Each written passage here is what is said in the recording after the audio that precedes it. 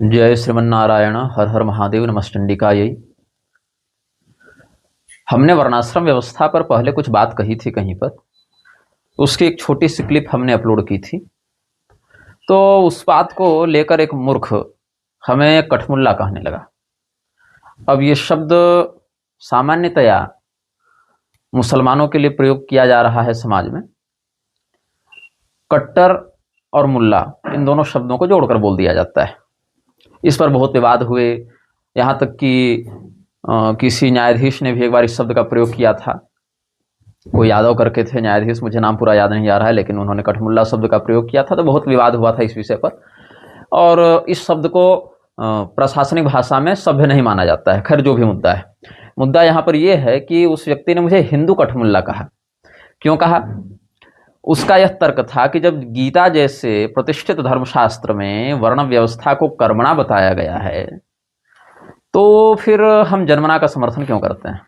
मुझे पूरा विश्वास है उस व्यक्ति ने कभी ठीक से संपूर्ण श्रीमद् भगवद गीता को किसी योग्य आचार्य की सन्निधि में पढ़ा नहीं होगा, और अगर पढ़ा भी होगा दुर्भाग्य से तो विदेशी संस्थाओं के द्वारा प्रायोजित और सनातनी धारणाओं पर अपघात करने वाले इस्कॉन जैसी संस्थाओं के माध्यम से पढ़ा होगा, या इस्कॉन इत्यादि के जन्म से पहले के बाल गंगाधर तिलक या राधा कृष्णन इत्यादि के द्वारा लिखे गए लेखों को पढ़ा होगा।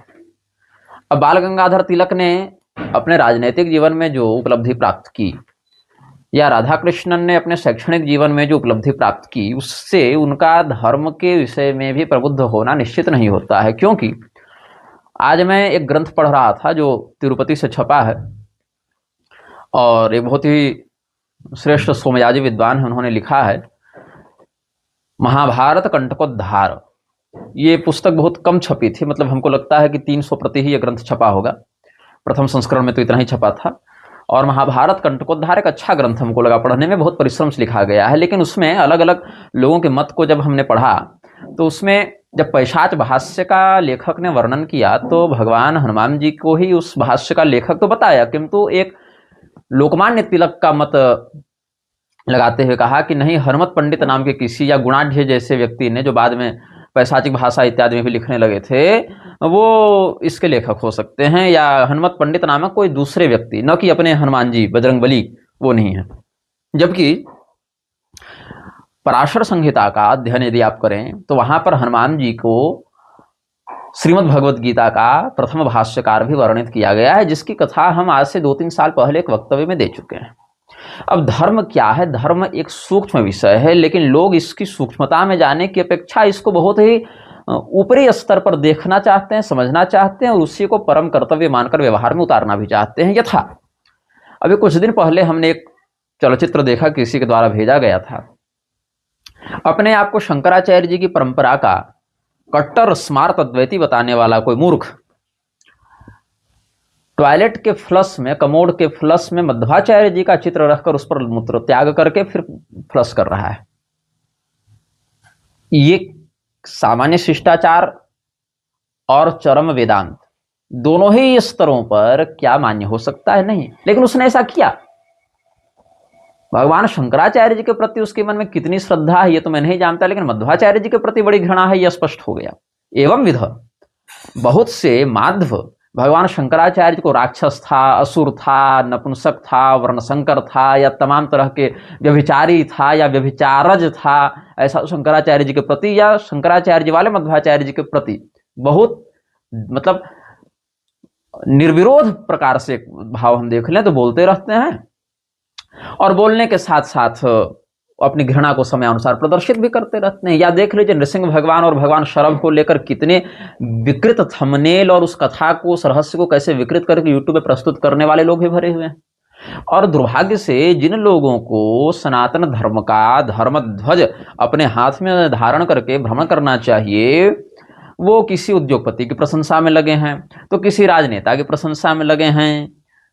उधर एक शंकराचार्य, 4 में से एक उत्तर वाले, गौतम अडानी के नाम की जो प्रशंसा करने लगे, गौतम अडानी को सर्वश्रेष्ठ गुरु बता दिया उस शब्द की परिभाषा करते करते कि इसका अर्थ तो यह होता है। और एक मध्वाचार्य संप्रदाय के आए 8 में से एक वो भी हैं दक्षिण के, तो उन्होंने कह दिया कि भाई शास्त्र तो कहता है कि धर्मो रक्षति रक्षितः, लेकिन हम तो कहेंगे मोदी रक्षति रक्षितः।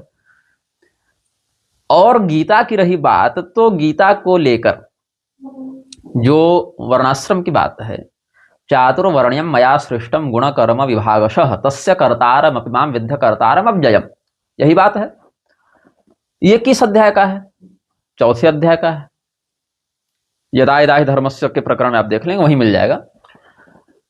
तो जब श्रीमद् भगवद गीता के चौथे अध्याय के उक्त श्लोक को आप सुन रहे हैं, तो आप निर्णय ले रहे हैं कि गुण कर्म विभागशः।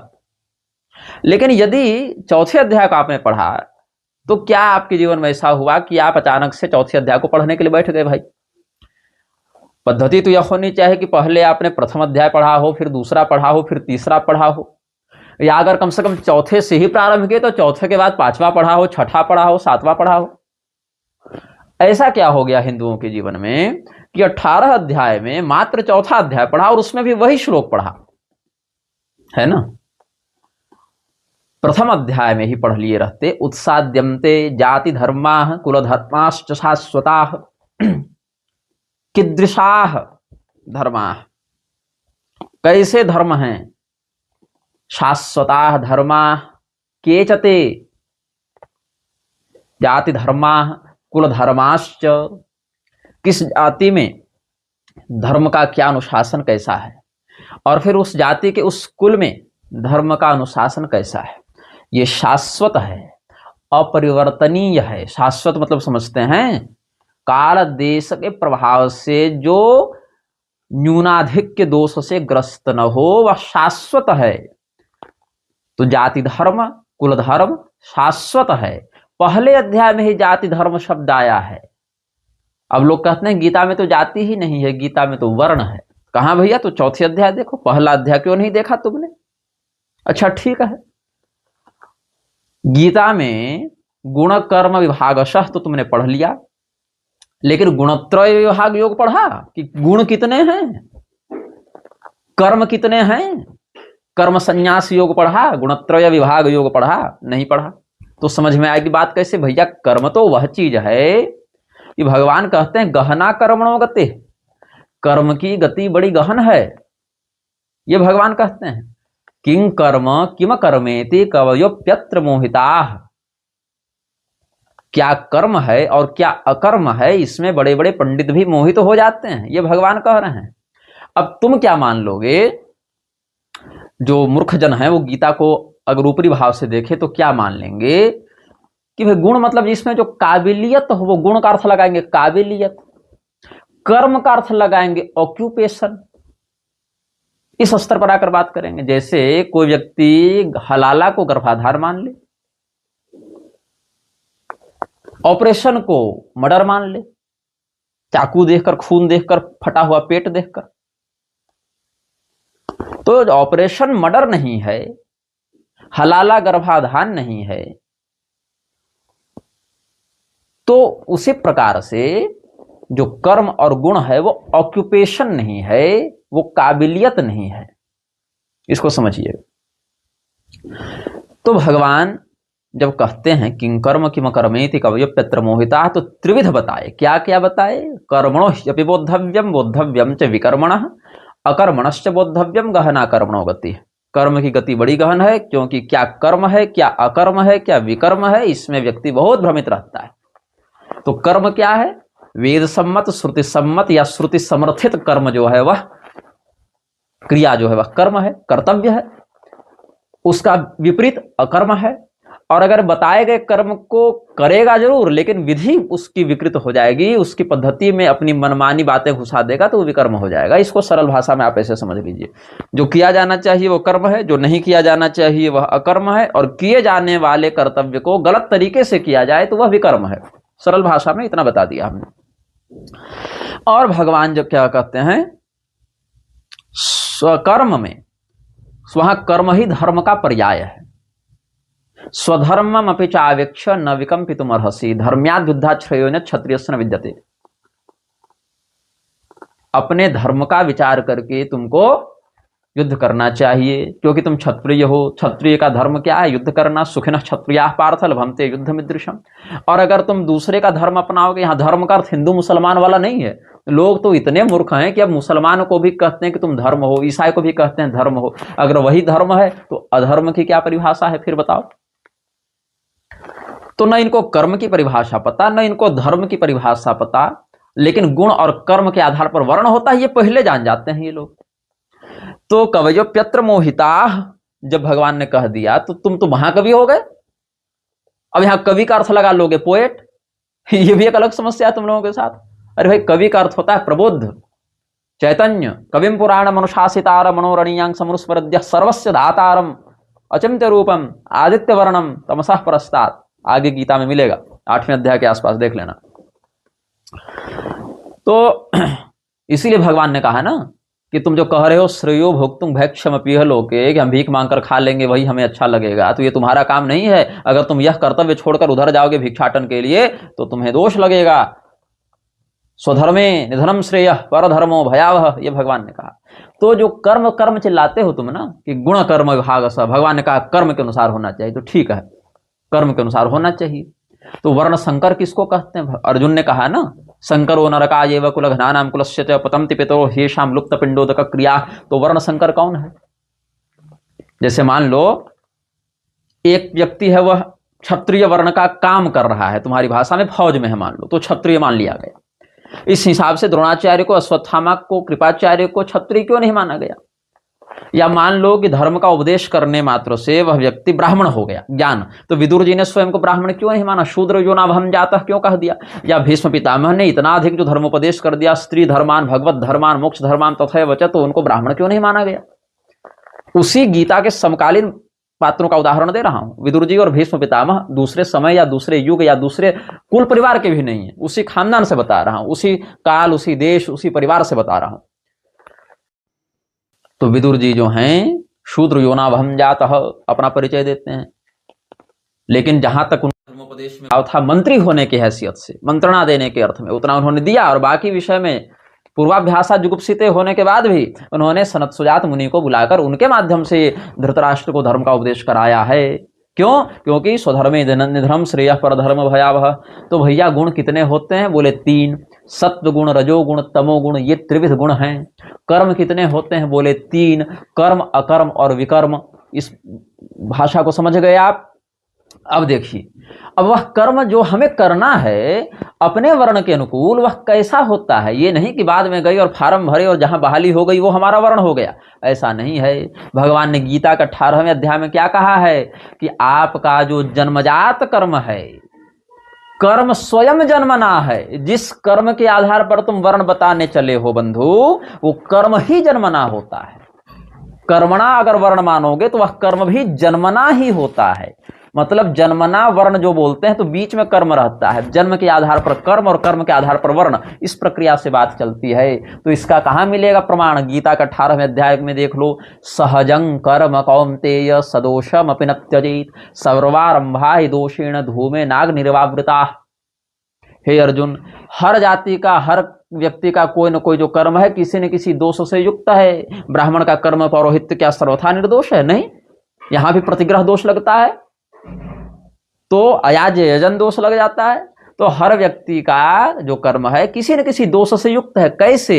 यथा धूम का उत्सर्जन हो जाता है अग्नि से, आग लगेगी तो धुआं उठेगा, और धुआं उठेगा तो उसका लक्षण पता चल जाएगा कि इस धुआं को देखकर पता चल रहा है कि यहाँ अग्नि है। वैसे बंधन से कर्म का बोध हो जाता है। तो भगवान ने क्या बताया? कर्म कैसा है तुम्हारा? सहजं कर्म कौन्तेय, कर्म तुम्हारे साथ साथ ही आया है, जन्म से ही आया। सहजम सहैव जायते त्वया सह इति सहजः, जो तुम्हारे साथ साथ जन्म ले वह सहज है। मैं यहाँ किसी भी मान्य आचार्य के भाष्य का उदाहरण देकर आपको नहीं बताने वाला हूँ। शंकराचार्य जी, रामानुजाचार्य जी, मध्वाचार्य जी, सबने अपने अपने अनेकानेक आचार्यों ने इस पर मान्य टीकाएं लिखी हैं, लेकिन हम वो नहीं बताएंगे, क्यों? विषय बड़ा हो जाएगा। उन आश्रयों से हम पहले बता चुके हैं, हम आपको मोटी मोटी बात बता दे रहे हैं, क्या है और क्यों है, क्या और क्यों, ऐसे आप समझ जाइएगा। अब सहजं कर्म कौन्तेय आप समझ गए। तो सूक्ष्म दृष्टि से धर्म का विवेचन करने की आवश्यकता होती है। अब सहजं कर्म कौन्तेय आप समझ गए। तो सूक्ष्म दृष्टि से धर्म का विवेचन करने की आवश्यकता होती है। हमारा शरीर बना कैसे। अब आपको हम यह बता रहे हैं, कर्म जो है और गुण, तो कर्म हमने आपको बता दिया कैसा है, साथ में जन्म ले रहा है। सहजंग कर्म कौन्तेय सह बजायते इति सहज, इतना समझ गए। और ये वीडियो में, ये वक्तव्य मैं पूरे सनातनी समुदाय के लिए भी नहीं बना रहा हूं, क्योंकि लोगों को समझ में आएगा भी नहीं। क्यों नहीं आएगा? लोग सूक्ष्म चिंतन की अपेक्षा छिछला चिंतन करना चाहते हैं। छिछलेपन से धर्म समझ में नहीं आता। छिछलेपन का उदाहरण दूं एक, जैसे आजकल लोग कहते हैं ना कि अरे जो जिस प्रकार का कर्म करने लगा उस प्रकार का उसका वर्ण हो जाना चाहिए तुरंत, जीवन में 10 बार वर्ण बदलते रहिएगा। ठीक है, बदल लो। तो फिर यह भी कल को अगर कोई कहे कि ये शादी विवाह के चक्कर में क्या पड़ना है, जिस स्त्री पुरुष का मन जहां रम जाए वहां रमण करो, जितना दिन रहना है साथ में रहो और बाद में फिर निकल जाओ, फिर दूसरा जोड़ा पकड़ो, तीसरा जोड़ा पकड़ो, ये भी होनी चाहिए। तो आज की पीढ़ी में भले आप इसको गलत माने, लेकिन 2 पीढ़ी के बाद, और कई लोग तो आज की ही पीढ़ी में इसको जनरलाइज कर चुके हैं, इसका सामान्यीकरण कर चुके हैं और इसको फिर धर्म बताने लगे। यह भी एक विडंबना देखिएगा। तो धर्म की सूक्ष्मता पर विचार नहीं करते हैं, एक ऊपरी भाव से लॉजिक लगाते हैं। लॉजिक, इनका एक अलग अभी चला है लॉजिक। तो लॉजिक का हमने बता दिया कि कितनी अच्छी बात होगी ना, कितना आदर्श समाज होगा। वो सोचेंगे लोग ना, इस पीढ़ी में भी सोच रहे हैं, अगली पीढ़ी में भी सोचेंगे कितना आदर्श समाज होगा कि हाँ स्त्री पुरुष को मन हो गया, चलो अपना साथ में रहे, और जब तक मन क्या रहे और फिर चले गए। या फिर स्त्री को मन किया कि गर्भधारण करें तो किया, नहीं तो फिर अबॉर्शन करा लिया और चले गए। तो जितने प्रकार से सहज भाव में रहना है एकदम, जैसा मन कर रहा है वैसा करो, वैसे जैसे कर्म कर लिया वैसे वर्ण हो गया। जिधर मन किया वो पति पत्नी हो गए, नहीं मन किया तो तलाक हो गया, बच्चे का मन किया तो किया, नहीं किया तो नहीं किया, गर्भपात करा लिया। तो कितना आदर्श समाज होगा वो। तो बहुत से लोग इस विचारधारा को भी धारण करने वाले आज हैं, जो तेजी से आगे बढ़ रहे हैं, मतलब उनकी संख्या भी बढ़ रही है। तो कर्म को हमने थोड़ा समझा दिया, अब गुण को समझाता हूं। गुण जो है सत्वगुण, रजोगुण, तमोगुण, ये शरीर में प्रतिष्ठित कैसे होते हैं। तो जैसे हमने सहजंग कर्म कौन्तेय के आधार पर आपको बताया कि कर्म भी जन्म के आश्रय से है, वैसे गुण भी जन्म के आश्रय से है। कैसे है? तो इसके लिए श्रीमद् भागवत महापुराण में वही भगवान श्री कृष्ण उद्धव जी को एकादश स्कंध में कहते हैं, आगमोपः प्रजादेश काल कर्म च जन्म च ध्यान मंत्रोथ संस्कारो दशैते गुण हेतवा। गुण के 10 हेतु होते हैं, आगम, जल, प्रजा, देश, काल, कर्म, जन्म, ध्यान, मंत्र और संस्कार, ये गुण के हेतु होते हैं। यही कारण है कि ब्राह्मण वंश में जन्म लेने मात्र से हमने यह नहीं कहा कि वह पूर्ण ब्राह्मण हो गया, उसके अलग से मंत्र, संस्कार और उस विशिष्ट तिथि में, मुहूर्त में, काल में संस्कार के द्वारा, मंत्र के द्वारा उसकी प्रतिष्ठा होगी, तब उसमें वह गुण प्रकाशित होगा। और उसमें जन्म भी निमित्त होना चाहिए। ये नहीं किसी में भी जाकर हम मंत्र फूंक दिए तो ब्राह्मण बन गया, क्षत्रिय बन गया। क्यों? उपनयन तो तीनों का होता है, वेद तो तीनों पढ़ते हैं, तो क्षत्रिय क्षत्रिय ही क्यों रहता है, वैश्य वैश्य ही क्यों रहता है, ब्राह्मण ब्राह्मण ही क्यों रहता है।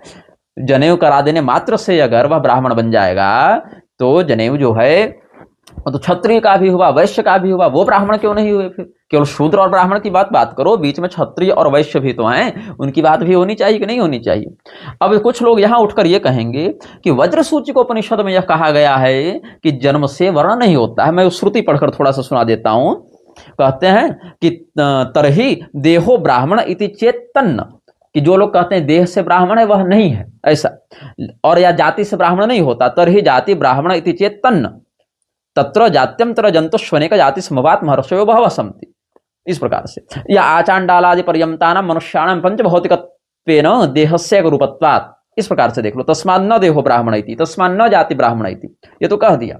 लेकिन उसके ठीक आगे क्या कहते हैं, ज्ञान से भी ब्राह्मण नहीं होता, तर्हि ज्ञानम ब्राह्मण इति चेन्न।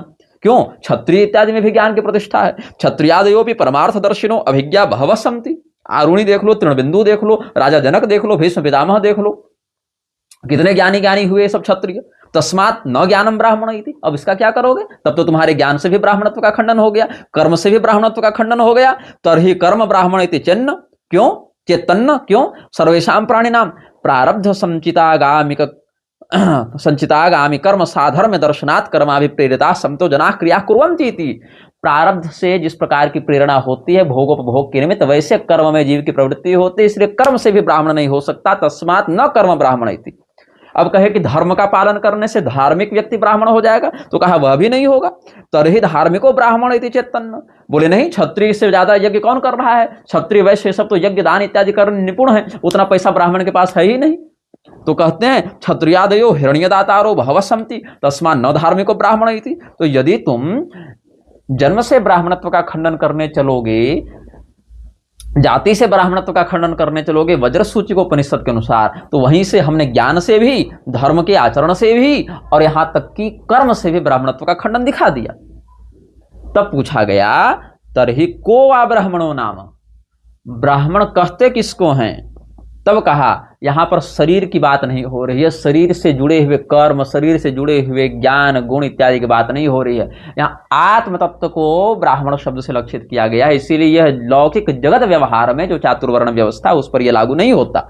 ये परमहंसत्व की स्थिति वाला है कि यह कश्चिदात्मानम अद्वितीयम जाति गुण क्रियाहीनम षडूर्मिषण भाव इत्यादि सर्वदोषरहितम सत्य ज्ञानानंदानंत स्वरूपम स्वयं निर्विशेषम अशेष कल्पाधार शेष भूतांतर्यामित्वेन वर्तमानमंतर यहिश्चाकाशवद अनुश्यूत मखंडानंद स्वभाव अप्रमेय मनुभवैक वेद्यम अपरोक्षतया भासमानं करतलमलकवत् साक्षात् अपरोक्षीकृत्य कृतार्थतया कामरागादि दोषरहितः शमदमादि संपन्नो भावमात्सर्य तृष्णा शामोहादि रहितो दंभाहंकारादिभिः असंस्पृष्टचेता वर्तत एवं मुक्त लक्षणो यस्स एव ब्राह्मण इति श्रुति स्मृति इतिहास पुराणानाम अभिप्रायः। तब तो परमात्मा का निरूपण कर दिए, वही परब्रह्म में जिसकी प्रतिष्ठा निर्बल निष्कल निराकार निरंजन सर्वाधार सर्वज्ञ अंतर्यामी विभु प्रभु इत्यादि शब्द से जिस चेतन का बोध कराया गया, उस चेतन को यहां बताने के लिए श्रुति का उपदेश किया गया है आचार्यों के द्वारा। तो अब ये जो वज्र सूची, इसके लिए पहले कह दिए गए कि वज्र सूचिम प्रवक्ष्यामि शास्त्रम अज्ञान भेदनम दूषणम ज्ञानहीनानाम भूषणम ज्ञान चक्षुषाम। जो अज्ञानी लोग हैं ये उनका दूषण है क्योंकि समझ में आएगा नहीं, और जो ज्ञानी लोग हैं उनका एक गहना है क्योंकि वो तो परम तत्व का अनुभव कर चुके। इसीलिए यहाँ पर पहले ही मंगलाचरण के बाद जो है आप्यायन्तु ममांगानि की शांति पाठ के बाद ही इसको बता दिया गया है। अब वज्र सूची को उपनिषद का हमने थोड़ा सा आपको बता दिया गया। अब देखिए, अब हम आपको कुछ पुराण, कुछ स्मृति और कुछ आगम ग्रंथों से भी इसका बताएंगे। सबसे पहले हमको शरीर मिलता कैसे है? आत्मा का तो वर्ण होता नहीं, शरीर का होता है। शरीर कैसे मिला? कर्म से मिला कि जन्म से मिला? तो उत्तर यह है कर्म से मिला। बोले जब शरीर मिला तो कर्म से मिला, तो वो कर्म तो शरीर से पहले विद्यमान होगा? बोले बिल्कुल सही। पूर्व काल का संचित कर्म इस समय के शरीर का निर्माता है, इस समय का क्रियमाण कर्म भविष्य के शरीर का निर्माता है। मतलब अभी जिस घर में हमने जन्म लिया, जिस जाति में जन्म लिया, जिस प्रकार के सुख दुख को हमने प्राप्त किया, और जब तक जितने समय के लिए इस आयु को हम उपभोग करेंगे, वो पिछले कर्म से नियंत्रित हो रहा है। और जिस प्रकार का अभी हम कर रहे हैं वो भविष्य के जन्म का निर्धारण कर रहा है। अब कैसे है बता रहे हैं। गीता के 13वें अध्याय को देखिए। कार्य कारण कर्तृत्व हेतु प्रकृति रुच्यते पुरुषः सुख दुखानाम भोक्तृत्व हेतु रुच्यते। कार्य कारण इत्यादि में कौन सी क्रिया हो रही है, किस स्थान पर हो रही है, किस शरीर के माध्यम से हो रही है, किस अंग के माध्यम से, किस इंद्रियों के माध्यम से हो रही है, उसमें प्रकृति हेतु है। और उसका जो कंट्रोल कर रहा है, उसका जो नियंत्रण कर रहा है और सुख दुख का जो अनुभव कर रहा है वो उपभोक्ता भाव से। जहां देहाभिमानी जीव की बात हो रही है, अगर देहाभिमानी नहीं रहेगा तो अंतःकरण में सुख दुख का आरोपण किया जाएगा। तो भोक्तृभाव से युक्त जो पुरुष है वो सुख दुख में हेतु है और क्रिया अंग शरीर इत्यादि के संचालन में प्रकृति हेतु है। तो पुरुष प्रकृति में स्थित होकर प्रकृति से उत्पन्न होने वाले तीनों गुणों के भोगों का उपभोग करता है।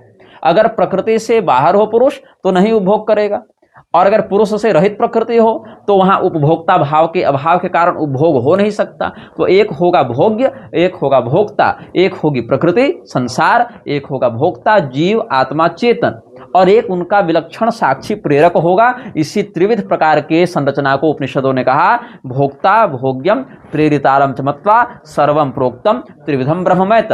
यही अविद्या से युक्त होकर भोक्ता और प्रेरक में भेद हो जाता है। विद्या से युक्त होकर भोक्ता भाव के विलोप होने पर वही जीव ब्रह्मत्व की संसिद्धि कर लेता है, तो केवल प्रेरक और साक्षी की स्थिति बचती है, तो भोगी भोक्ता भाव का विलोप हो जाता है। यह शास्त्र का मर्म है। और ऊपरी भाव से पीडीएफ पलटने वाले क्या जानेंगे इस बात को। अब देखिए, यही गीता के 13वें अध्याय में भगवान कह रहे हैं, पुरुषः प्रकृतिस्थो ही भुंक्ते प्रकृतिजान गुणान। किनको भोगता है? कान भुंक्ते प्रकृतिजान गुणान भुंक्ते। कह भुंक्ते? पुरुषः भुंक्ते। कदा भुंक्ते? यदा सः प्रकृतिस्थः भवति तदा पुरुषः देहस्थः पुरुषः प्रकृतिजान गुणान भुंक्ते।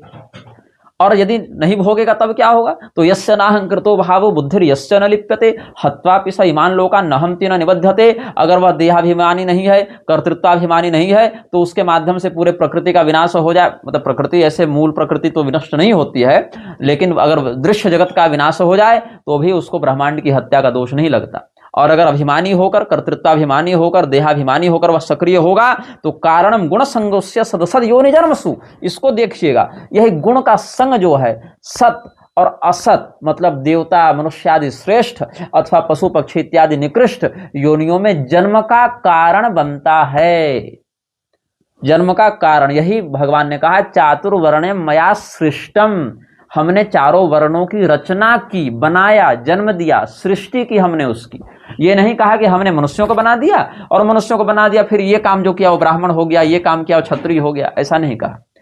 कहा हमने इनको बनाया। यही पुरुष सूक्त में भी है, ब्राह्मणों से मुखमासित बाहु राजन्य कृता, ये सब है। उरुज, मुखज, बाहुज, पदज, चरणज, ये सब शब्द आए ना, वहां जकार का प्रयोग क्यों किया गया? वहां से जन्म लेने के कारण, वहां से अभिव्यक्त होने के कारण। अब लोग यहां पर मजाक उड़ाएंगे कि हाँ ब्राह्मण मुंह से पैदा हुए थे। लोग आजकल मुखपुत्र इत्यादि शब्द का ट्रोल करने के लिए प्रयोग करते हैं। बात वहां है विराट पुरुष के ब्रह्मांड कलेवर का वर्णन किया जा रहा है, मैथुनी सृष्टि का वर्णन नहीं किया जा रहा है कि वहां हम रिप्रोडक्शन आपको पढ़ाएं in the limitation of human body, ये नहीं पढ़ाया जा रहा है। वहां ब्रह्मांड कलेवर का वर्णन किया जा रहा है कि ब्रह्मांड में विश्व रूप में उसकी स्थिति किस किस स्थान से अभिव्यक्त हुई है, ये कहा जा रहा है।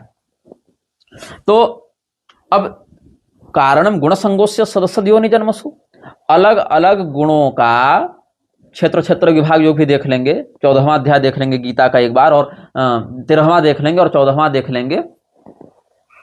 तो भगवान क्या कहते हैं, यदा सत्य प्रवृद्धे तो प्रलयम याति देहभृत तदोत्तम विदाम लोका नमलान प्रतिपद्यते। अब जैसे हम मर रहे हैं और हमारी मृत्यु की स्थिति में हमारा जो चित्त है वह सत्वगुण से आवृत है, तो हम मरने के बाद श्रेष्ठ लोकों को जाएंगे। रजसी प्रलयम गत्वा कर्म संग सुजायते, रजोगुणापन्न है हमारा चित्त तो यहीं भटकर फिर यहीं फंसेंगे। और तथा प्रलीनस्तमसी मूढ़ योनि सुजायते, और तमोगुण से आवृत है मृत्यु काल का चित्त तो हम अधोगति में जाएंगे। तो जीवन भर जैसा करता है वैसे गुण से मन बनता है, मन की वृत्तियां बनती हैं और उन वृत्तियों के आधार पर उसका अगला जन्म तय होता है, अगली योनि तय होती है, अगला लोक भी तय होता है। इसीलिए आपको मैं 4 ग्रंथों का यहां प्रमाण दूंगा, पातंजल योग सूत्र, कौशिक रामायण, विश्व सारोत्तर सूत्र और दत्त पुराण। इन 4 ग्रंथों का हम यहां प्रमाण देंगे इसी सिद्धांत को समझाने के लिए, और फिर इसका विस्तार बताएंगे आपको अहिर्बुध संहिता के 14वें अध्याय से। क्या है, सबसे पहले हम महर्षि पतंजलि का मत देखते हैं योग दर्शन से। सति मूले तद विपाको जात्यायुर्भोगा। अर्थ क्या है, हमारा ऐसा कर्म जो बच गया, जो उपभोक्त नहीं हो पाया, जिसका उपभोग होना बचा हुआ है, तो वह उपभोग हमको 3 रूपों में प्राप्त होगा, जाति, आयु, भोग। जो मूर्ख कहते हैं कि जाति व्यवस्था नहीं या जाति नहीं है, वो उत्साद्यमते जाति धर्मा गीता में देख लें, या सदसद योनि जन्मसु ये जन्म गीता में देख लें, या देवी सर्वभूतेषु जाति रूपेण संस्थिता ये नवरात्र में दुर्गा जी का पाठ कराते हैं, वहां 5वें अध्याय में दुर्गा सप्तशती के मध्यम चरित्र में देख लें, ये उत्तर चरित्र के पहले अध्याय में देख लें, मतलब ऐसे 5वां अध्याय हो जाएगा। और नहीं तो वो पातंजल योग सूत्र योग दर्शन देख लें। लेकिन देखेंगे कहीं भी समझ में कुछ नहीं आएगा। क्यों? सॉफ्टवेयर डिफॉल्ट है उनका, डिफॉल्ट में ही लिखा हुआ है कि इसमें इससे ज्यादा अपडेट हो नहीं सकता है, इसकी ये सीमा है। और डिफॉल्ट सॉफ्टवेयर जो है उसको उससे ज्यादा आप ले नहीं जा सकते, वो बना ही उसी बेस मॉडल पर है, तो बेचारा उससे जाएगा कहां से आगे। तो सती मूले तद्दीपाको जात्यायुर्भोगा, ये जो पातंजल योग सूत्र का है, इसी बात को विश्व सारोत्तर सूत्र में कहा गया, धर्मा धर्मात्मकम कर्म तच्च त्रिविधम अर्थतः जात्यायुर्भोगदम येन नामिश्रम पच्यते क्वचित। धर्म और अधर्म 2 प्रकार का कर्म है, वह भी 3 प्रकार के अर्थ को धारण करता है। क्या क्या? पाप को, पुण्य को और पाप पुण्य मिश्रित को, और उससे 3 तत्वों की प्राप्ति होती है, जाति, आयु, भोग। कहां जन्मेंगे, कब तक के लिए रहेंगे और क्या क्या सुख दुख मिलेगा। ये पातंजल योग सूत्र का विस्तार आपको मिलेगा विश्व सारोत्तर सूत्र में, दोनों बता दिया। कौशिक रामायण में यही बात कही गई है विश्वामित्र जी के द्वारा महर्षि देवरात के लिए। कहते हैं सती मूले तद्दीपाको यथा नृणाम भुवस्तले कर्मानुसारम सर्वेशम जात्यायुर्भोग निश्चित ही। अर्थ स्पष्ट है। और इसी बात को दत्त पुराण में स्वामी वासुदेवानंद जी ने द्वितीयाष्टक के प्रथम अध्याय में लिखा, सती मूले तद्दीपाको जात्यायुर्भोग जो त्रसः। बुद्धिमानों के लिए इतना विश्लेषण पर्याप्त होना चाहिए। अब बोले कर्म के वशीभूत होकर जाति कैसे मिलती है, आयु कैसे मिलती है, भोग की प्राप्ति कैसे होती है, तो इसको अहिर्बुध संहिता के 14वें अध्याय में देखिए। अहिर्बुध संहिता में क्या कहते हैं भगवान, इष्टार्थ प्राप्तये निष्ट विघाताय च लालसः कर्म तत्कुरुते कामे शुभाशुभ फलोदयम। हमें सुख मिले और दुख हमसे दूर रहे, इसी चक्कर में सारे लोग अलग अलग काम करने में लगे हैं। आप काम क्यों कर रहे हैं? क्योंकि आपके मन में इच्छा है कि हम सुख की प्राप्ति करें और दुख से दूर रहें। तो इष्टार्थ प्राप्तये अनिष्ट विघाताय च लालसः, इस इच्छा से, इस लालसा से, इस जिसको आज की भाषा में कहेंगे इस कामना से कि हम सुखी रहें और दुख से दूर रहें। तो कामना के वशीभूत होकर वह कामी अलग अलग काम करता है, कर्म करता है, जिससे शुभ या अशुभ फल की प्राप्ति होती है। अब ततः कर्म विपाकस्थ शुभाशुभ विमिश्रितान जात्यायुर्बंधान स प्राप्नोति विधि चोदितः। कर्म विपाक बन गया, जो हमने आपको पातंजल योग सूत्र से बताया सती मूले तद्दीपाको, या हमने आपको कौशिक रामायण से बताया सती मूले तद्दीपाको यथा नृणाम भुवस्तले।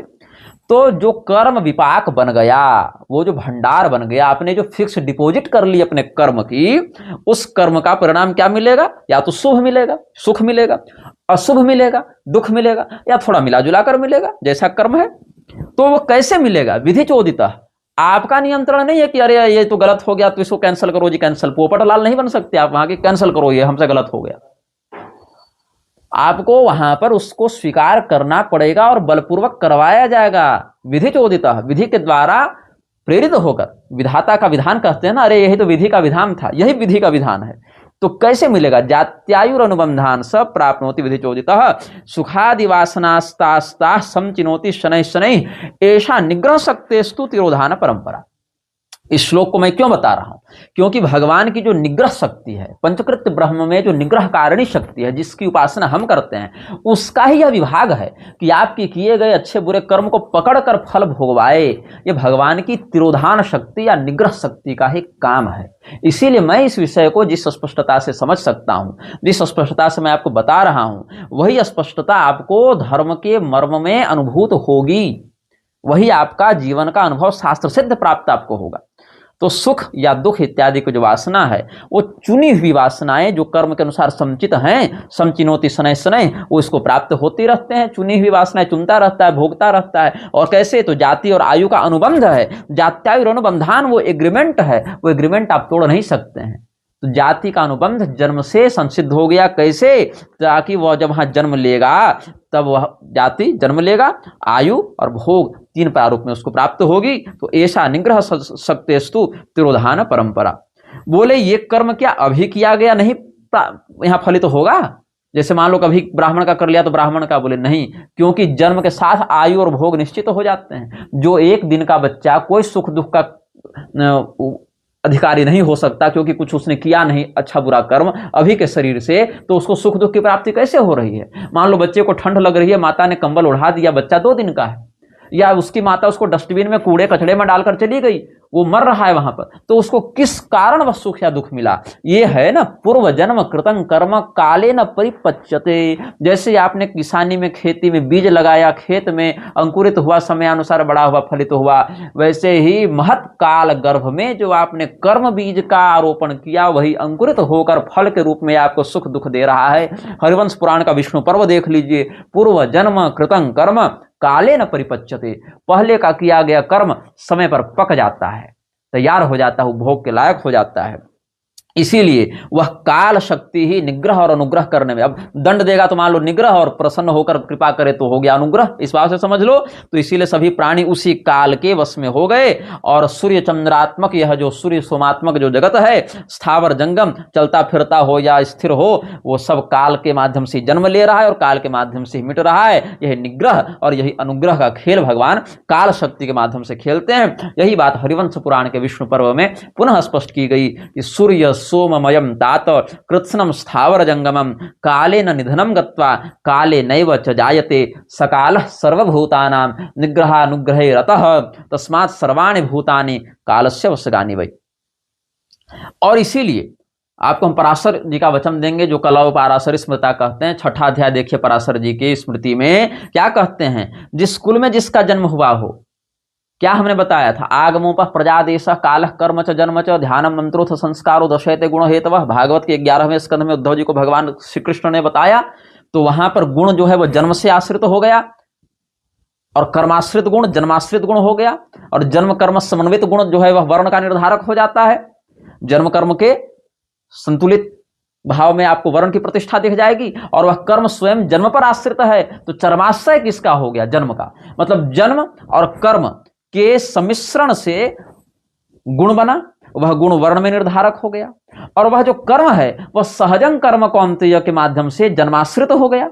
तो अंततः जो है चरम आश्रय कौन हुआ इस प्रक्रिया का, जन्म हुआ। मतलब जन्म से कर्म जुड़ा हुआ है, और जन्म कर्म से गुण जुड़ा हुआ है, और वो गुण और कर्म, गुण कर्म विभाग सह, वो आपके वर्ण के निर्धारक हो गए। ये पूरी प्रक्रिया हुई। लेकिन भगवान अर्जुन को बता रहे थे, जो पहले से ज्ञानी थे उनके मन में केवल मोह का आवरण हो गया था। वो तुम्हारे जैसे अनपढ़ नहीं थे कि एक एक बात इतने विस्तार से खोलकर बताया जाए। उनको बता दिया कि हाँ ऐसे ठीक है, वैसे हो गया। अब जैसे मान लीजिए कोई अंगूठा छापी व्यक्ति हो, लेकिन अपनी कुशलता में मैकेनिक हो, मान लीजिए, वो कह रहे 21 नंबर का रेंज देना। अब 21 नंबर का रेंज जो है 21 क्या होता है, और 21 नंबर का रेंज में 21 क्या है, एमएम है, सेंटीमीटर है, इंच है, किलोमीटर है, क्या है, या डिग्री है, तापमान है, क्या है, ये कौन जानेगा। जो काम कर रहा है वो जानेगा। लेकिन आप अगर बिल्कुल नहीं जानेंगे तो 21 नंबर का आप क्या अर्थ लगाएंगे, सट्टा की लॉटरी का नंबर। तो अर्जुन तो विशेषज्ञ थे। अर्जुन विशेषज्ञ नहीं होते तो भगवान जो है उनको विश्वरूप क्यों दिखाते। और अंत में क्यों कहते, नष्टो मोह स्मृतिर्लब्धा तत्प्रसादान में अच्युत। मेरा मोह नष्ट हो गया, स्मृति प्राप्त हो गई मुझे। कौन सी स्मृति, पहले थी उसी की तो स्मृति होगी ना। ज्ञानी थे, जानते थे इन विषयों को, लेकिन मोहित हो गए, थोड़ा सा भ्रम हो गया मन में, स्थितिजन्य भ्रम हो गया, स्थिति का निवारण हो गया। बुखार चढ़ा, बुखार उतर गया। अंग्रेजी दवा में तो पैरासिटामोल, और आयुर्वेदिक में तो महासुदर्शन, जो भी दिए होंगे। तो इसीलिए जिस देश में और जिस कुल में जन्म हो उसके सदाचार का भी पालन करना चाहिए। यह धर्म का मत है। कुलाचारोपि कर्तव्य इति शास्त्रविदो विदुः देशाचारस्तथा धर्म इति प्राह पराशरः। और यही शाश्वत धर्म है। उत्साज्यन्ते जाति धर्माः कुल धर्माः शाश्वताः। और इसी शाश्वत धर्म की हानि न हो जाए, इसीलिए अर्जुन चिंतित थे। अब लघु हारित स्मृति का 7वां अध्याय देखिए। ब्राह्मणस्य तु यत्कर्म कथितं बाहुजस्य च उरुजस्यापि यत्कर्म कथितं पादजस्य च अन्यथा वर्तमानस्तु सद्यः पतति जातितः।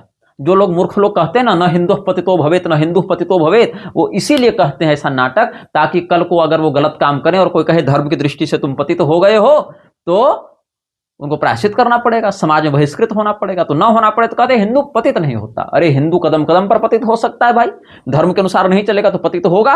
अन्यथा वर्तमानस्तु सद्यः पतति जातितः। क्या कहते हैं लघु हारित स्मृति के 7वें अध्याय में, ब्राह्मण का जो कर्म है वो ब्राह्मण करे, क्षत्रिय का कर्म क्षत्रिय करे, वैश्य और शूद्र का कर्म वो लोग करें। और यहाँ पर देखिए बाहुज, बाहु से जन्म, उरुज जंघा से जन्म, पादज पैर से जन्म, और नहीं करेगा। अन्यथा वर्तमानस्तु सद्यः पतति जातितः, अपनी जाति के कर्तव्य से भ्रष्ट होता है, जाति पतित माना जाता है उसको। इसीलिए यो यस्याभिहितो धर्मः सतु तस्य तथैव च तस्मात् स्वधर्मं कुर्वीत द्विजो नित्यमनापदि। इसीलिए राजेंद्र, हे राजन, इसीलिए अपना जिसके लिए जो कर्म बता दिया गया वह वही करेगा। अगर नहीं करेगा तो वह पतित होगा। हाँ, आपत्ति काल में कुछ अपवाद है, इसलिए अनापदी कह दिया। अनापदी मतलब जब आपत्ति काल नहीं हो, महामारी नहीं हो, बीमारी नहीं हो, अकाल नहीं हो, युद्ध नहीं हो, शारीरिक विकलांगता नहीं हो, ऐसी सामान्य स्थिति में। और इसीलिए 4 वर्ण 4 आश्रम, जो व्यक्ति अपने धर्म में निष्ठा रखता है उसी को कहते हैं ना कर्म ही पूजा है, कर्म से भगवान को प्राप्त कर लेता है। तो वर्णाश्चत्वारो राजेंद्र चत्वारश्चापि चाश्रमा स्वधर्मे ये तु तिष्ठन्ति ते यान्ति परमां गतिं स्वधर्मेण यथान्येन नारसिंहः प्रसीदति न तुष्यति तथान्येन कर्मणा मधुसूदनः। अपने कर्तव्य का पालन करने वाले, अपने जातिगत, वर्णगत, कुलगत धर्म का अनुसरण करने वाले व्यक्ति से भगवान जितने प्रसन्न होते हैं, अन्य से नहीं। इसी कर्म ही पूजा के सिद्धांत को गीता में कहा गया, स्वकर्मणात्मभ्यर्च्य सिद्धिमिन्दति मानव। वह स्वकर्म या स्वधर्म शब्द में स्व जो लगा है वह क्या है? वह सहजं कर्म कौन्तेय सदोषमपि न त्यजेत का जन्माश्रित कर्म ही दिखा रहा है।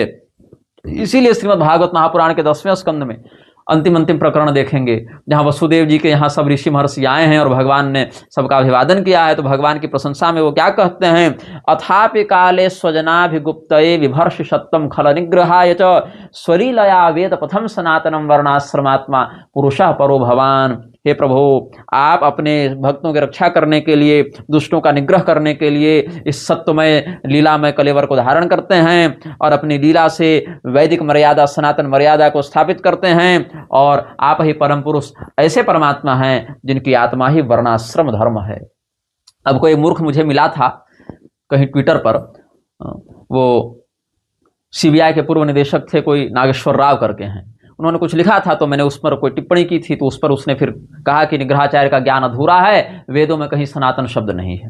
पहले तो ये मूर्ख लोग लगे थे कहने कि हिंदू कोई शब्द नहीं, ये सनातन धर्म है। अब सनातन शब्द नहीं है वेदों में, ये कह दिया। तो हमने बताया भाई कठोपनिषद में देख लो, वहाँ सनातन शब्द है।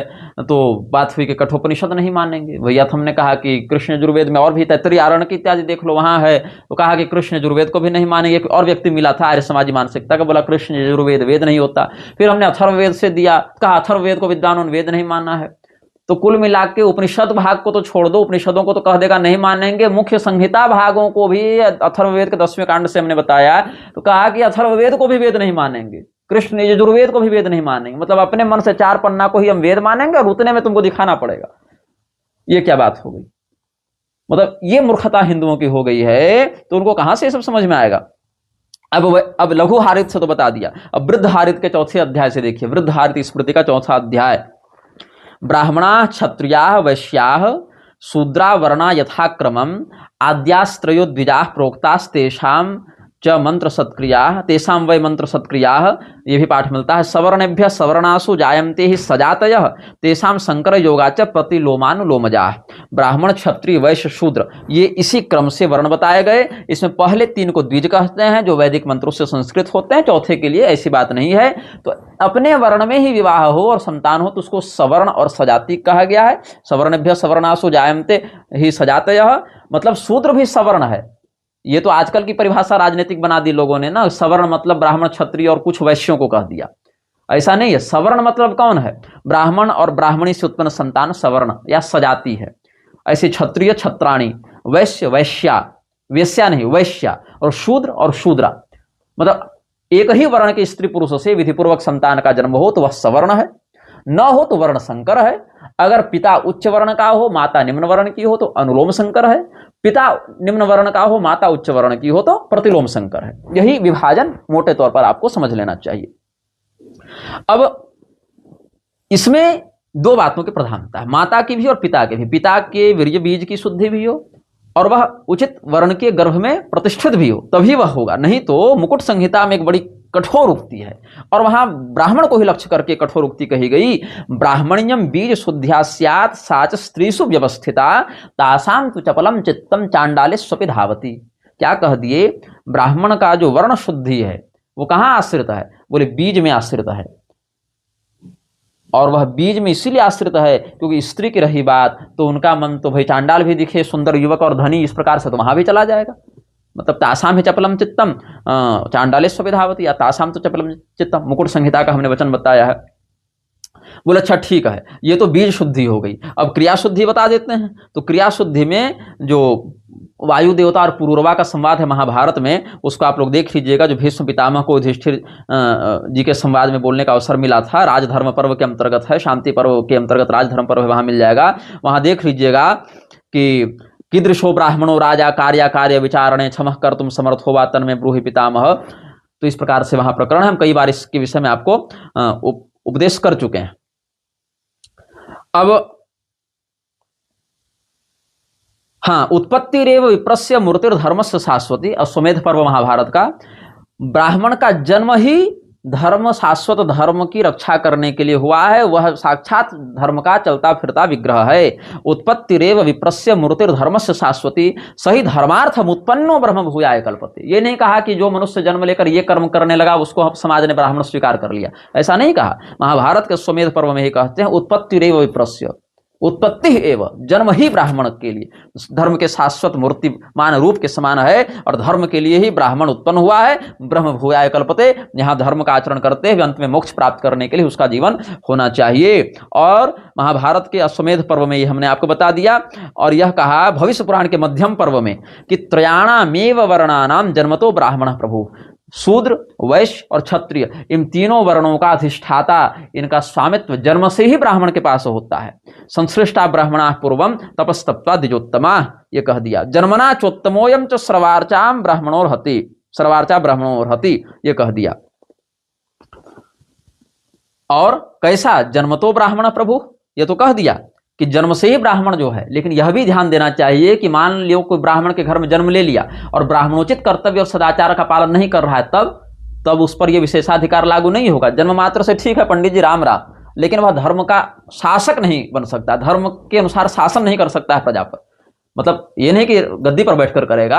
राजा भी अपने गुरु जी का मार्गदर्शन प्राप्त करके ही राज्य करते थे ना, कि गुरु जी बताइए क्या आदेश है, कैसे धर्म का हमको पालन करना चाहिए, प्रजा के लिए मेरा क्या कर्तव्य है, प्रजा में कोई ऐसा संकट आ जाए तो हमको कैसे रक्षा करनी है, या किसी अपराधी को कैसे दंड देना है, या किसी सज्जन का कैसे सम्मान करना है। तो ये कौन बताएगा? उपदेशक बताएगा, ब्राह्मण ही है उपदेशक। तो त्रयाणामेव वर्णानाम जन्मतो ब्राह्मण प्रभु, लेकिन वो ब्राह्मण भी धर्म युक्त होना चाहिए। इसीलिए कह दिया सर्वेषां च सवर्णानाम धर्मतो ब्राह्मण प्रभु, कि धर्म की दृष्टि से वह प्रभुत्व रखता है। और धर्म की दृष्टि से ही आप देख लीजिए, श्रीमद् भागवत के चतुर्थ स्कंध में देख लीजिए, महाराज पृथु इत्यादि के प्रकरण में, सेनापत्यम च राज्यम च दंड नेतृत्वमेव च सर्वलोकाधिपत्यम च वेद शास्त्र विदर्हति। कैसा ब्राह्मण? वेद शास्त्रविद ब्राह्मण, वेद शास्त्र में निष्णात ब्राह्मण इस पूरी पृथ्वी की सेना का स्वामी है, राज्य का स्वामी है, दंडाधिकारी होता है, सभी लोगों का स्वामी है। उसकी कृपा से वह किसी और का नहीं खाता, ब्राह्मण अपना ही खाता है। स्वमेव ब्राह्मणो भुंक्ते स्वम वस्ते स्वम ददाति च, अपना ही भोगता है, अपना ही देता है, ब्राह्मण का ही सब कुछ है। कैसा ब्राह्मण होना चाहिए? वेद शास्त्र विदर्हति, जो वेद शास्त्र का वेत्ता, धर्मयुक्त आचरण वाला ब्राह्मण हो, और उसके ही मार्गदर्शन, अनुशासन और उत्तराधिकार में, चूंकि पिता है ना ब्राह्मण वर्णों का, तो पिता का उत्तराधिकारी पुत्र भी तो उपभोग करेगा ना। पिताजी घर बनाए तो आप रह रहे हैं, वैसे ब्राह्मण की ही पृथ्वी पर क्षत्रिय शासन करते हैं, ब्राह्मण की ही संपत्ति का वैश्य व्यापार करते हैं, ब्राह्मण के ही विश्व का सेवा भाव से उपभोग शूद्र करते हैं। और ब्राह्मण जो है वह इस नश्वर जगत का फिर निवृत्ति मार्ग से परित्याग करके मोक्ष को प्राप्त होता है क्रमशः। वही शूद्र वर्ण वाला आगे भी जाकर धीरे धीरे वैश्य, क्षत्रिय, ब्राह्मण आदि योनियों के माध्यम से फिर अपने कल्याण का पात्र बनेगा। तो स्वमेव ब्राह्मणो भुंक्ते संवस्ते स्वम ददाति च तस्यैवानुग्रहेणान्नं भुंजन्ते क्षत्रियादयः, ये बात कह दी गई। और इसीलिए महाभारत के अनुशासन पर्व में भी कहा जन्मनेव महाभागो ब्राह्मणो नाम जायते। और वो जन्म कैसे होगा? तो पहले का जो किया कर्म प्रारब्ध था वही ना यहाँ पर जाति, आयु और भोग के रूप में प्राप्त हुआ कि ये कर्म करोगे तो अगले जन्म में ब्राह्मण, क्षत्रिय, वैश्य, शूद्र आदि, या देवता या पशु या पक्षी या पेड़ पहाड़ कुछ बनोगे, ये कह दिया। तो इसीलिए हमने आपको कर्म से अगले जन्म का क्या संबंध है यह स्पष्ट कर दिया था। अब जो कहते हैं वर्णान्यत्व प्राप्ति, अगले अन्य वर्ण की प्राप्ति, तो अन्य वर्ण की प्राप्ति में सबसे बड़ा उदाहरण दिया जाता है विश्वामित्र जी का। अब विश्वामित्र जी के विषय में यह कहा जाता है कि वो कर्म से ब्राह्मण बन गए, जन्म से क्षत्रिय थे। अब भैया अगर कर्म से ब्राह्मण बनना इतना ही सरल था तो वो इतनी कठोर तपस्या क्यों कर रहे थे? उनसे कम तपस्या वाले कई ब्राह्मण बैठे थे समाज में, लेकिन वो ब्राह्मण क्यों नहीं, उनको इतनी तपस्या क्यों करनी पड़ी? वस्तुतः विश्वामित्र जी जन्म से भी ब्राह्मण ही थे, उनके ऊपर क्षत्रियारोहण था, क्षत्रियत्व का आरोहण था। कैसे था यह समझिए। जिस चरु के माध्यम से, उनके जन्म की कथा में ही इसका रहस्य छिपा हुआ है। सत्यवती की माँ जो है, गाधी की पत्नी और सत्यवती की माँ मतलब ऋचिक मुनि की सास, उनको ब्राह्मण मंत्र से अभिमंत्रित चरु का भक्षण, भ्रम कहें या षड्यंत्र कहें, लेकिन करना पड़ा। और उस बालक का आगमन होना था ऋचिक मुनि के पुत्र के रूप में, और वो आ गया ऋचिक मुनि के साला के रूप में। मतलब दो चरूपक आए गए थे ना, एक अपनी पत्नी के लिए, एक अपनी सास के लिए, एक में क्षत्रिया धान, एक में विप्राधान। तो दोनों माँ बेटी अगल बगल वो अदल बदल कर ली थी, उलटफेर हो गया। तो क्षत्रियोचित संस्कार वाले मंत्र को यहां पर आना पड़ा और विप्रोचित संस्कार वाले मंत्र को वहां जाना पड़ा।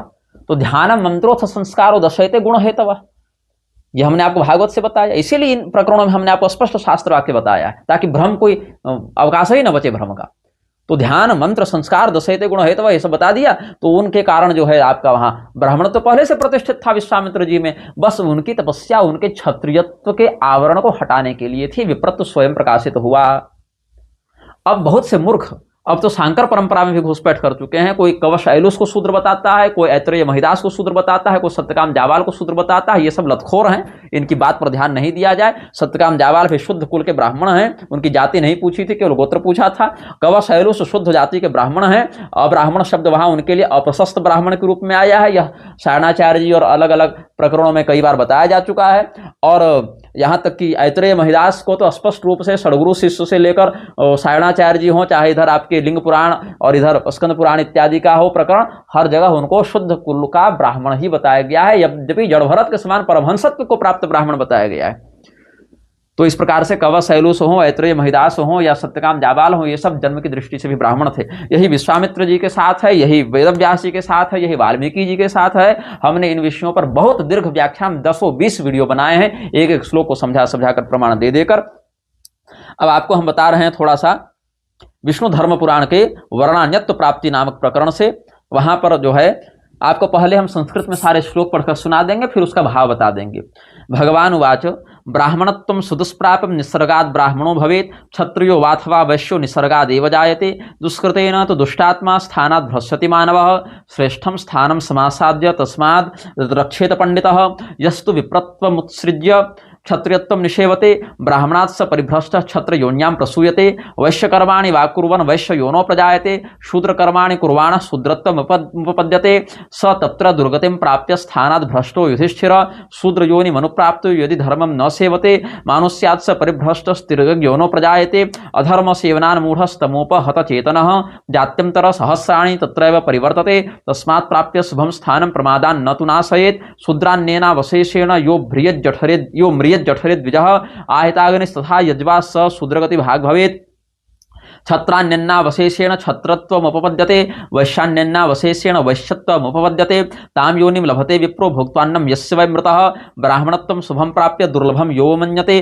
भोज्या भोज्यं न जानाति स भवेत् क्षत्रियो द्विजः कर्मणा येन मेधावी शूद्रो वैश्योभिजायते तत्ते वक्ष्यामि निखिलं येन वर्णोत्तमो भवेत् शूद्रकर्म यथोद्दिष्टं शूद्रो भूत्वा समाचरेत् यथावत् परिचर्यां तु त्रिषु वर्णेषु नित्यदा कुरुते विमना यस्तु स शूद्रो वैश्यतां व्रजेत् क्षत्रियत्वं तथा वैश्यस्तद्वक्ष्याम्यानुपूर्वशः दक्षः पापजने जनद्वेष्टा शेषान्नकृत भोजनः अग्निहोत्रमुपादाय जुह्वानश्च यथाविधि स वैश्यः क्षत्रियकुले जायते नात्र संशयः क्षत्रियो ब्रह्मयोन्यां तु जायते शृणुतद्यथा ददाति यजते यज्ञैर्विविधि वच्चाप्तदक्षिणैः अधीते स्वर्गमविच्छत्रेताग्निशरणस्तथा शरणः सदा आर्तहस्तप्रदो नित्यं प्रजा धर्मेण पालयन् ऋतुकाले तु स्वां भार्यामभिगच्छन् विधानतः सर्वातिथ्यं त्रिवर्गस्य दीयतां भुज्यतामिति शूद्राणां याचकानां च नित्यं सिद्धिमिति ब्रुवन् गोब्राह्मणस्य च अर्थाय रणे चाभिमुखो भवेत् त्रेताग्निमन्त्रपूतात्मा क्षत्रियो ब्राह्मणो भवेत् विधिज्ञः क्षत्रियकुले याजकः सतु जायते प्राप्यते विकलः स्वर्गो वर्णैः सत्पथमास्थितैः ब्राह्मणत्वं सुदुष्प्रापं कृच्छ्रेणा साध्यते नरैः तस्मात् सर्वप्रयत्नेन रक्षेत् ब्राह्मण्यम् उत्तमम्। इतने श्लोक हमने आपको लगभग 19-20 श्लोक हमने आपको पढ़कर सुना दिए। सरल भाषा में इसका अर्थ बता देता हूं। ब्राह्मण बनना बड़ा कठिन है और उससे ज्यादा कठिन है ब्राह्मण बने रहना। जन्म से ही निसर्गाद ब्राह्मणो भवेत्, निसर्ग कहते हैं जन्म को, निसर्गाद ब्राह्मणो भवेत्, जन्म से ही ब्राह्मणत्व का संबंध है। और क्षत्रिय या वैश्य इत्यादि भी जन्म से ही होते हैं। क्षत्रियो वाथ वैश्यो वा निसर्गादेव जायते। अब अगर व्यक्ति सदाचारी होगा अगले जन्म में ऊपर के वर्ण में जाएगा, नहीं होगा तो नीचे के वर्ण में जाएगा। इसीलिए अगर आप जहां तक पहुंच चुके हैं उसको श्रेष्ठ मानते हुए उसकी रक्षा करें। जो वैश्य हैं वो प्रयास करें शूद्र न बनना पड़े, जो शूद्र हैं वो प्रयास करें पशु पक्षी न बनना पड़े, जो क्षत्रिय हैं वो प्रयास करें वैश्य न बनना पड़े, जो ब्राह्मण हैं वो प्रयास करें क्षत्रिय न बनना पड़े, और जो ब्राह्मण में भी श्रोत्रिय ब्राह्मण हैं उनका प्रयास होना चाहिए कि ब्राह्मण भी न बने, पुनर्जन्म भी न हो, हमारा मोक्ष हो जाए, ये प्रयास रहना चाहिए। और अगर मोक्ष न हो तो नीचे वाले ऊपर जाने का प्रयास करते रहें, ये सार हो गया। जो व्यक्ति यस्तु विप्रत्व उत्सृज्य क्षत्रियत्व निषेवते, जो व्यक्ति ब्राह्मण के यहाँ जन्म लेकर क्षत्रिय के समान कर्म करता है वो अगले जन्म में ब्राह्मणत्व से भ्रष्ट होकर क्षत्रिय योनि में ही जन्म लेता है। प्रसूयते, जन्म प्रसव शब्द है ना, प्रसव शब्द जन्म से युक्त है ना, ब्राह्मण्यात् स परिभ्रष्ट क्षत्र योन्याम प्रसूयते। ऐसे ही जो क्षत्रिय वैश्य कर्म करता है वह अगले जन्म में वैश्य योनि में जाता है, शूद्र कर्म करता है शूद्र योनि में जाता है। और शूद्र वर्ण का व्यक्ति अगर अपने कर्म का सही पालन न करे तो या अधर्म करे तो वह क्या होता है, मानुष्यात् स परिभ्रष्ट स्त्रिय ज्ञोनो प्रजायते, वह मनुष्य ही नहीं रहता, पशु पक्षी इत्यादि बन जाता है। यो जात्यंतर सहस्राणि तत्रैव परिवर्तते, और हजारों हजारों जन्मों तक ऐसे ही भ्रमण करता रहता है। यह पहला हो गया। दूसरा, मरने के समय जिसका खाकर मरे हो तात्कालिक योनि वही मिलेगी। ब्राह्मण हो, क्षत्रिय का अन्न खाकर मरे हो, पेट में क्षत्रिय का अन्न था, मर गए, तो अगला तात्कालिक शरीर आपको क्षत्रिय का मिलेगा, या शूद्र का खाए हो शूद्र का मिलेगा। यदि शूद्र तात्कालिक वैश्य का या क्षत्रिय का अन्न खाकर मरा है तात्कालिक रूप से क्षत्रिय या वैश्य बनेगा, लेकिन दीर्घायु नहीं होगा क्योंकि भोगने के लायक वहां कुछ नहीं है उसके पास ना, तो योनि परिवर्तन के लिए वो आपको मिल जाएगा। ये हो गया। अब जिस कर्म से ऊपर जाता है वो भी जान लो। अपने कर्म का कर्तव्य पूर्वक पालन करता हुआ, तीनों वर्णों की विधिपूर्वक सेवा करता हुआ, वैमनस्य रहित चित्त वाला शूद्र अगले जन्म में वैश्य बनता है। ऐसे ही जो वैश्य बढ़िया दान धर्म करे और अपने आश्रितों का भरण पोषण करे और पापी लोगों से दूर रहे, वह अपने समय पर अग्निहोत्रादि इत्यादि श्रेष्ठ कर्म करे, वह अगले जन्म में क्षत्रिय बनता है। स वैश्य क्षत्रिय कुले जायते नात्र संशय, ये होता है वर्ण में परिवर्तन, कि कर्म बदलने से वर्ण बदलेगा। अपने स्वकर्म का पालन करते रहोगे तो अगले जन्म में वर्ण में वृद्धि होगी, नहीं करोगे तो वर्ण में अवनति होगी, यही तात्पर्य है शास्त्र का। ऐसे जो क्षत्रिय अपने कर्तव्य का पालन करते हुए पुत्र के समान प्रजा का भरण पोषण करता है, जो क्षत्रिय युद्ध में धर्म की रक्षा, गौ ब्राह्मण शरणागत दीनहीन बालक वृद्ध स्त्री की रक्षा करते हुए वीर गति को प्राप्त होता है, वह स्वर्ग आदि दिव्य लोकों का उपभोग करके फिर ब्राह्मण कुल में आता है, यह कह दिया। और जो ब्राह्मण इस प्रकार से स्वधर्म का पालन करते हुए निष्काम भाव से कर्मयोग का पालन करते हुए भगवत चिंतन करता है, फिर उसका मोक्ष हो जाता है। ये आपको वर्णोन्नति और वर्णावनति ये दोनों क्रम से हमने बता दिया। बोले अब जो ब्राह्मण के यहाँ पहली बार आया है क्या वो परिपूर्ण ब्राह्मण हो जाएगा? बोले नहीं। पराशर पुराण के 7वें अध्याय को देखो, ब्राह्मण त्रिविधा प्रोक्तो जन्मना वेद वर्तमना ब्रह्म विद्या बलेनापि जो यह पश्चात से उत्तम। ब्राह्मण भी 3 प्रकार के होते हैं, जाति ब्राह्मण मतलब जन्म ब्राह्मण, श्रुति संपन्न श्रौत ब्राह्मण या श्रोत्रिय ब्राह्मण, और ब्रह्मनिष्ठ ब्राह्मण मतलब केवल जन्म हो गया ब्राह्मण के यहाँ, वो जन्मना जाति ब्राह्मण हो गया। वेद वर्तमना, अब जन्म के बाद वह विधिवत यज्ञोपवीत आदि से युक्त होकर वेदाध्ययन किया तो वह वेदज्ञ हो गया, और उसके बाद वेद के सिद्धांत को समझकर जानकर प्रवृत्ति मार्गीय कर्तव्य को पूर्ण करके निवृत्ति परायण ब्रह्मनिष्ठ हो गया, वो ब्रह्मवेत्ता हो गया। तो इसमें कौन श्रेष्ठ है? बोले जन्म की अपेक्षा जन्म और वेद से युक्त, और जन्म वेद से अपेक्षा जन्म वेद और ब्रह्म ज्ञान तीनों से युक्त ब्राह्मण श्रेष्ठ होता है। जो बाद वाला है वो पहले से श्रेष्ठ है, मतलब जन्मना, और जन्मना के बाद फिर उसका अगला चरण होगा उसी ब्राह्मण का वेदज्ञ, और उसी का फिर अगला चरण होगा ब्रह्मनिष्ठ। ये तो ब्राह्मण त्रिविधा प्रोक्तो जन्मना वेद वर्तमना ब्रह्म विद्या बलेनापि यो यः पश्चात् स उत्तम, ये कह दिया गया। अब आपस्तम धर्म सूत्र में कहते हैं, ये तो हमने ब्राह्मण में 3 तारतम्य बताए, वर्ण में भी यही है।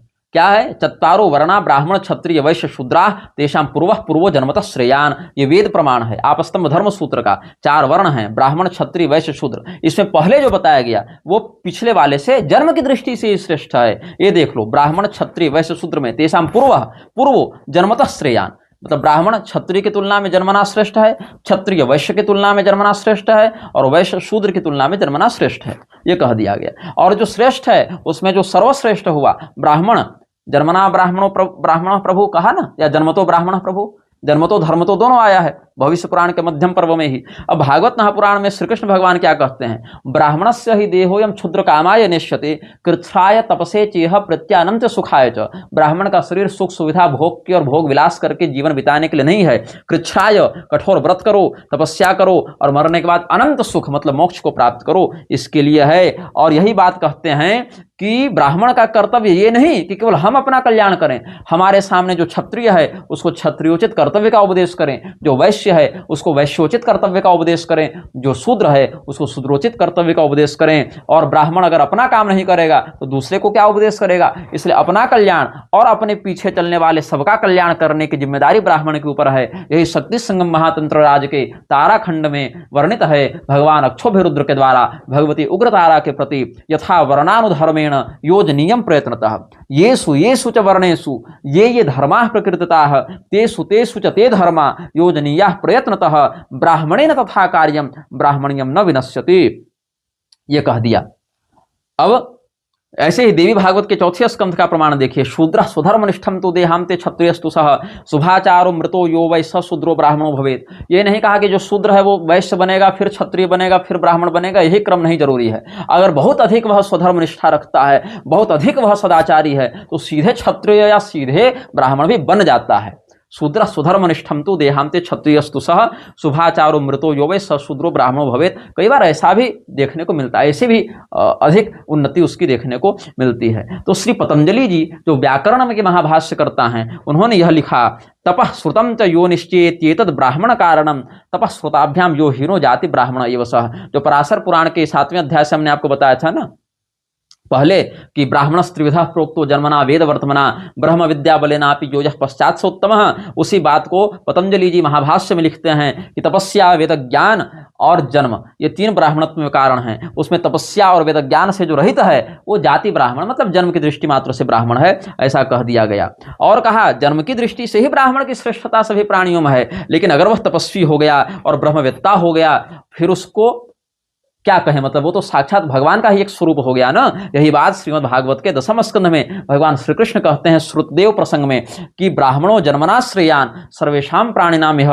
तपसा विद्या तुष्टिया किमु मत्कलयायुतः। ऐसे तो ब्राह्मण जन्म की दृष्टि से ही श्रेष्ठ है, किंतु अगर वह तपस्वी भी हो जाए, शास्त्रज्ञ भी हो जाए और इनसे बढ़कर संतोषी भी हो जाए, तब वो तो हमारा ही स्वरूप हो गया, ऐसा समझना चाहिए। इसीलिए स्कंद पुराण के प्रभास खंड में कहा कि ब्राह्मणों ही महद्भूतम जन्मना सहजायते लोके लोकेश्वराश्चापि सर्वे ब्राह्मण पूजका।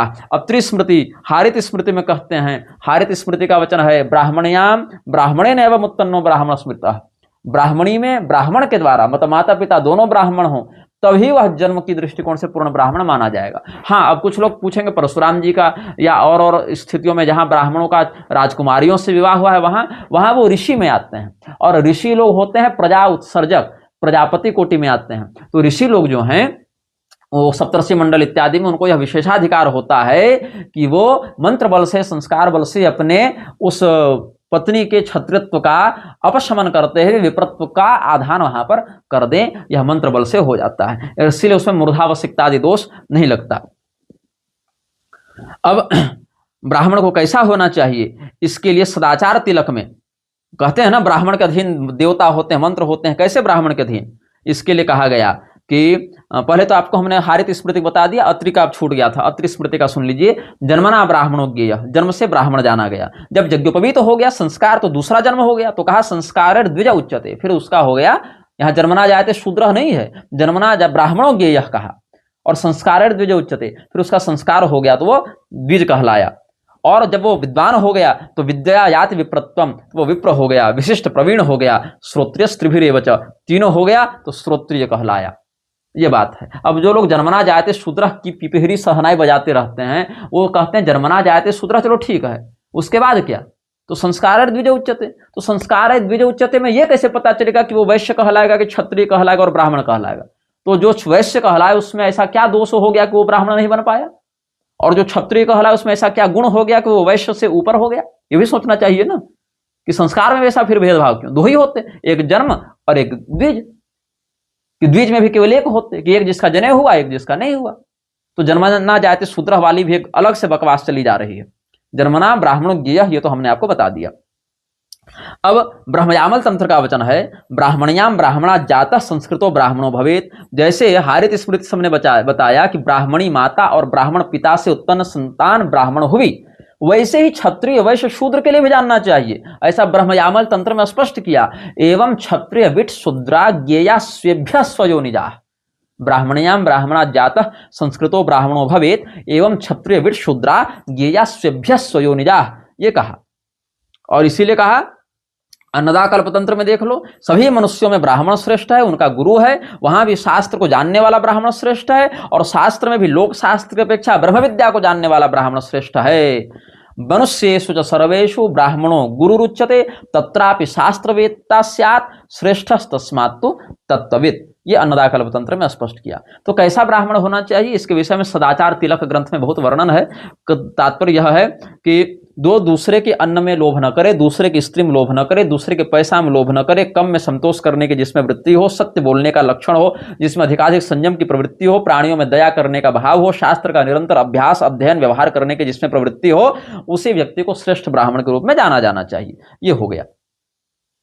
अब और ऐसे दुर्लभ ब्राह्मणत्व को प्राप्त करके जो व्यक्ति उस कर्तव्य का पालन नहीं करता, अपने विप्रोचित कर्तव्य का निर्वहन नहीं करता, उससे ज्यादा मूर्ख कौन होगा। ये सिद्ध शंकर तंत्र में भगवान पूछते हैं कि मनुष्यत्व, पहले तो मनुष्य बनना कठिन, उसमें भी इतने समय तक शूद्र रहे होगे, फिर वैश्य रहे होगे, फिर क्षत्रिय रहे होगे, अब जाकर यहां पहुंचे हो और यहां पर सारा गड़बड़ तुम कर रहे हो, तब तुमसे बड़ा मूर्ख कौन होगा। तो मनुष्यत्वे विप्रत्तम यह प्राप्य च सुदुर्लभम न करोत्यात्मनः श्रेयः कोन्यस्तस्माद् अचेतन। उससे ज्यादा अचेतन, उससे ज्यादा बेहोशी में कौन होगा, यह कहा गया। इसीलिए अब आपको हम बता रहे हैं, ये तो कर्म के आधार पर बता दिया कि किस प्रकार के कर्म का किस प्रकार से फल कैसे, किस पद्धति और प्रक्रिया से प्राप्त होता है। अब थोड़ा सा पद्म संहिता के चर्यापाद से गुण का भी देख लीजिए। सत्यम रजस तमस चेति त्रैगुण्यम कमलासन, 3 गुण बता दिए गए, सत्वगुण, रजोगुण, तमोगुण। और गुण के 10 हेतु होते हैं, जिसमें जन्म भी है, कर्म भी है, काल भी है, मंत्र भी है, संस्कार भी है। आगमोप प्रजादेश काल कर्म च जन्म च ध्यान मंत्रोथ संस्कारो दशयते गुण हेतव, यह है ना। इसीलिए सत्व प्रधान, सत्व गुण की प्रधानता से ब्राह्मण, रजोगुण की प्रधानता और सत्व गुण की न्यूनता से क्षत्रिय, रजोगुण और तमोगुण की साम्यता से वैश्य, और शूद्र वर्ण में होती है तमोगुण की प्रधानता और अन्य गुणों की न्यूनता। यह कह दिया गया। तो क्या है, इसमें सृजन ही हुआ है ऐसे। तन्मयीम तनुमास्थाय ससर्जाहम पुरा प्रजाः सत्तम रजस्तमश्चेति त्रैगुण्यम कमलासन। तो सत्वे दिखे मुखे विप्रान असृजम विधुनात्मकान, रजोगुणेति शयिते बाहुभ्याम क्षत्रियांश तथा उरुभ्याम गुणसाम्ये तु असृजम मिथुनम विषाम आधिक्ये तमसः पदभ्याम शूद्रान मिथुन रूपिणः एते च वर्णान श्रेयांसः पूर्वे पूर्वे यथोदिताः। बोले इसके पीछे हेतु क्या है, बोले जन्म और कर्म। हेतुभ्याम जन्म कर्मभ्याम श्रेष्ठ मेषु प्रकल्प्यते। और इसमें पहले 3 ब्राह्मण क्षत्रिय वैश्य यज्ञोपवीत आदि के कारण कहलाते हैं द्विज, और ये शूद्र का यज्ञोपवीत नहीं। त्रयस्ते शुद्धिजाः पूर्वे मम जबंधन कर्मणा, ये कह दिया गया पद्म संहिता के चर्यापाद के प्रारंभिक अध्याय में ही, शुरू से ही बता दिए आपको। तो यह समझना चाहिए कि ये सब जो बड़े बड़े महामंडलेश्वर और जगत गुरु नहीं बने घूम रहे हैं। अभी पुष्कर सिंह धामी के यहाँ हुई थी बैठक, जहाँ बड़े बड़े ये सब आए थे। कौन था, ज्ञानानंद और बागेश्वर धाम वाला और कैलासानंद अवधेशानंद और ये सब क्या क्या सब बैठे थे। इनको धर्म का बोध नहीं पता है, इनको शास्त्र का बोध नहीं पता है। इन्होंने जीवन में 2 ही बातें सीखी, कितनी मधुर वाणी से किस राजनेता से अपनी साठगांठ कैसे बनाकर रखनी है, और कैसे अपने शिष्यों में अपने बड़े सुंदर वैभव और बड़ी मोहिनी वाणी का प्रभाव जमाना है। धर्म ने क्या कहा, शास्त्र ने क्या कहा, न इसको जानने की जिज्ञासा कभी इनके मन में हुई, न जानने के बाद बोलने का साहस इनके मन में कभी हुआ। यही कारण है कि जिन बौद्धों का सिद्धांत खंडन करते हुए आदि शंकराचार्य जी ने धर्म ध्वजा का विजय पताका फहराई, उन्हीं शंकराचार्य जी के संप्रदाय में दीक्षित होकर अवधेशानंद कह देता है कि जो है सो पवित्र कुरान और बाइबल सब वेद के समान है। गोविंद देव बौद्धों के यहाँ श्रीलंका में जाकर दंडवत करके आते हैं, तो इधर कभी दलाई लामा का वैदिक मंत्रों से पैर पूजवाने पहुंच जाता है शरणानंद, और राजेंद्र दास जैसे लोग उसकी प्रशंसा भी करने लग जाते हैं। ये तो हाल है। और राजेंद्र दास बेचारे, उनकी हालत पर तो मुझे और तरस आती है कि मंच पर वर्णाश्रम के समर्थन में बोलना पड़ जा रहा है, और उधर रामदेव को दंडवत करके स्त्रियों से वेद पाठ सुनकर, शूद्रों से वेद पाठ सुनकर वहां भी जय घोष करवाना पड़ जा रहा है। इतने मतलब भगवान ऐसा दिन कभी न दिखावे किसी व्यक्ति को कि इतना कोई गुलाम बन जावे। तो इसीलिए हम कह रहे हैं भैया कि भगवान ने गीता में जन्म से वर्ण को बताया है। पहले अध्याय के उत्सादमते जाति धर्मा, चाहे बीच में आप 4थे अध्याय का गुण कर्म विभाग सह में जन्म काल कर्म च जन्म च दशयते गुण हेतव से पकड़ लीजिए, चाहे उसके बाद आप आगे देख लीजिए कि सदसद योनि जन्मसु, या अंतिम अध्याय में देख लीजिए सहजंग कर्म कौन्तेय। सभी प्रकरणों में जन्माश्रित कर्म, जन्माश्रित गुण और जन्म के आश्रय से जो गुण और कर्म संबंधित हैं उनसे फिर वर्ण। इस प्रकार से भगवान ने उपदिष्ट किया है। यही सभी मान्य आचार्यों का एक स्वर से कथन है, यही हमारा भी कथन है, और इस कथन का अनुसरण करना ही धर्म का सिद्धांत हम समझते हैं। अगर किसी व्यक्ति को इस सिद्धांत से आपत्ति हो तो किसी गटर में घुसकर और चूहा मार दवा खाकर इस धरती के भार को कम करने में हमारा सहयोग करें। जय श्रीमन नारायण, हर हर महादेव, नमः चंडिका जी।